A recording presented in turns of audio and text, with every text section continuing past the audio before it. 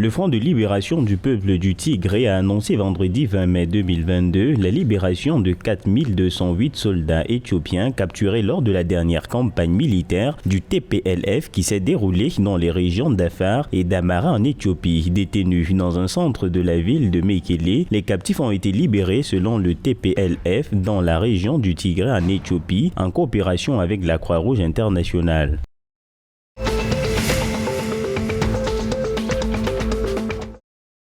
En Tanzanie, le gouvernement s'engage à élargir le champ de la liberté de la presse dans le pays, ce à travers le dépôt dans les prochains jours du projet de loi sur les services d'information pour examen. Pour illustrer la mise en œuvre d'une réglementation favorable à la liberté d'expression, le ministre de l'Information, de la Communication et des Technologies de l'Information a dans une déclaration à la presse révélé que le gouvernement tanzanien avait délivré un total de 19 nouvelles licences à des titres de presse écrite. Pourtant, le nombre total de journaux enregistrés à 284. Les radios, elles, sont passées de 200 en 2001 à 210 stations en 2022, soit une hausse de 5%, tandis que les chaînes de télévision de 40 en 2021 à 59 en 2022, soit une hausse de 12%, tandis que les blogs sont passés de 134 à 148 au cours de la même période.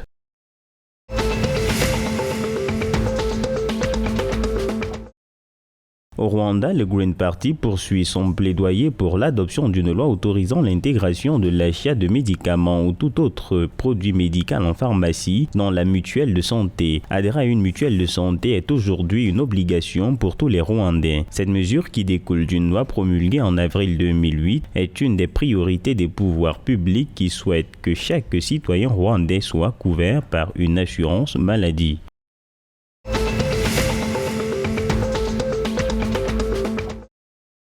Au Kenya, le gouvernement a accordé le 20 mai 2022 une exonération des droits d'importation plafonnée à 540 000 tonnes métriques de maïs aux négociants en céréales. Cette décision fait suite à une alerte du ministère de l'Agriculture sur une crise imminente du maïs dans le Nord, le 6 août 2022.